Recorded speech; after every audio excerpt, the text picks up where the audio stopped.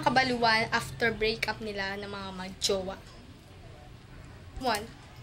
Mag-aalak ka, maglalasing ka para lang makamove on at makalimutan yung mga haplos na ginawa sa'yo ng mahal mo. Iniwan ako ng mahal ko. Iniwan ako ng mahal ko. Iniwan ako ng mahal ko. Bakit? Ano bang wala sa akin ang meron ng ibang babae? Ano ba? Gagawin ko naman natin. Number 2. Magwawala para lang makamove on at mawala lahat. Lahat ng masasakit na bagay na ginawa sa kanya.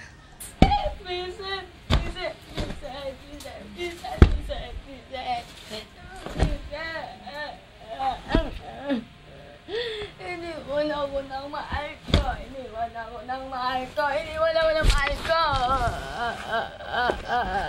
Number 3. Mahal mo na iniwan ka.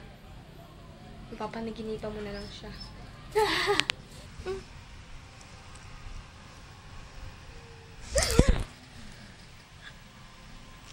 Iniwan ako ng mahal ko.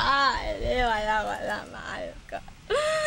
Iniwan ako na natin. Iniwan ako ng mahal ko dyan. Number 4. Dahil iniwan ka ng mahal mo, gagawin na lahat sa sarili para gumanda at para balikan ang kanyang mahal. Baka kaya ako iniwan ng mahal ko dahil haggard na ako. Ako yung sinayang niya. Excuse me.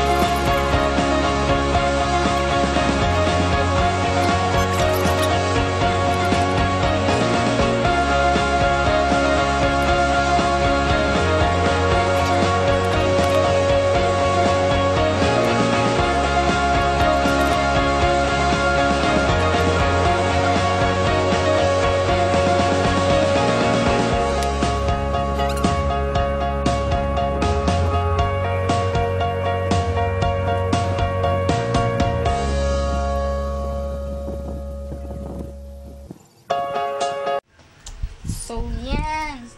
Na-stop dahil wala ng time. So, magli-lipstick na lang tayo.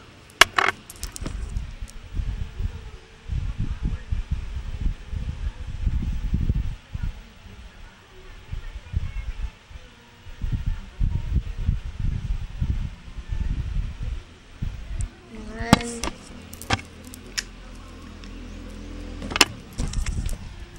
So, saan siya?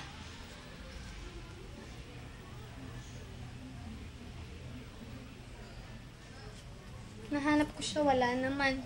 So, yan yung makeup ko today. And, ganda ko, diba? Sobrang itim. Hindi, kasi Avril Lavigne ang ginagana ko. So, yan. Tingnan mo na siya. Pag pinansin niya ako, huyo siya sa akin. Hindi ko siya kilala. Last, number 5. Nakita yung mahal niya. Iiyak siya ng iiyak. At mawawala lahat ng makeup niya. Wrong time naman yung boyfriend niya. Ako. Hindi rin siya bumagay. Nagpakahirap pa ako magpaganda.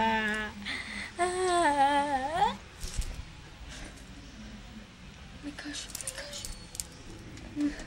Oh my God. Ang pangit ko pa naman.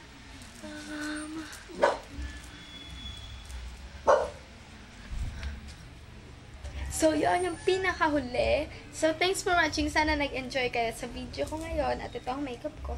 So, abangan nyo yung next video ko na gagayahin ko ang makeup ni Harley Quinn.